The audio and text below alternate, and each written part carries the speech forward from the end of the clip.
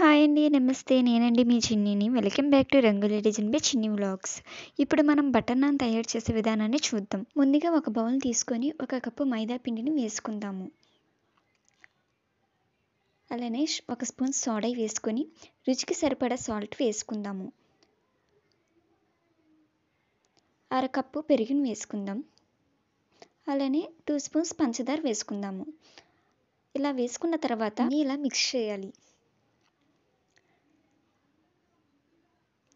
తర్వాత మనం వాటర్ కన్నా ఇలాగ ఆయిల్ వేసుకుంటే కూడా బాగా మెత్తగా ఉండిద్ది. మనం చపాతీ కంటే ఇంకా బాగా మెత్తగా దీన్ని కలుపుకోవాలి. మనం పిండిని ఎంత బాగా కలుపుకుంటే బటర్ నాన్స్ అంత సాఫ్ట్గా వస్తాయండి. సో ఇలాగా బాగా కలుపుకోవాలి. ఇలా బాగా సాఫ్ట్గా కలిపిన తర్వాత ఒక తడి క్లాత్ తీసుకొని కాటన్ క్లాత్ తోటి ఇలాగ పిండి మీద పెట్టి ఒక 30 నిమిషాలు ఇలా వదిలేయండి. ఇప్పుడు పిండిని చూద్దాం. ఇలాగ 30 నిమిషాల తర్వాత ఇలా చూసిన తర్వాత చూడండి, పిండి బాగా సాఫ్ట్గా కొంచెం ఉబ్బినట్టు ఉంది కదండి. ఇప్పుడు ఈ పిండిని తీసుకొని మరొక 2 నిమిషాలు బాగా కలుపుకొని ఇప్పుడు రౌండ్ బాల్స్ లాగా చుట్టుకోవాలి.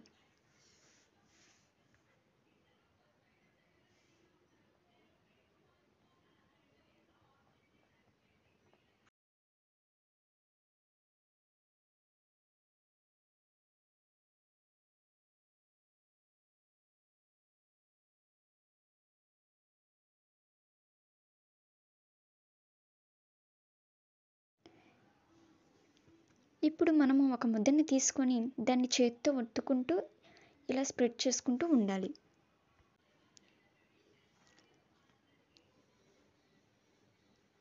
తర్వాత ఇలా తీసుకొని ఒక చేతిలోంచి ఒక చేతిలోకి ఇలా మారుస్తూ ఉంటే నాన్స్ అనేవి సాగుతూ ఉంటాయి. చూడండి, మీకు ఒకవేళ రోల్ చేసుకోవడం రాకపోతే చపాతీ కర్రతో కూడా రోల్ చేసుకోవచ్చు. నాన్కి ఒకవైపు మనం తడి చేసుకొని తర్వాత పెనం పెట్టిన తర్వాత చూడండి, నాన్ని ఇలాగా మెల్లగా వేయాలి. 2 మినిట్స్ మనం అలా పెట్టి ఇప్పుడు పెనాన్ని ఫ్లిప్ చేసి హై ఫ్లేమ్లో నాన్ మొత్తం కాలేలా చూసుకోవాలి. చూడండి, ఇలాగా నాన్ వేడిగా ఉన్నప్పుడే మనము బటర్ అనేది అప్లై చేసుకోవాలి. చూడండి, ఇలాగా అంతే, perfect restaurant style butter non ready అయిపోయిందండి.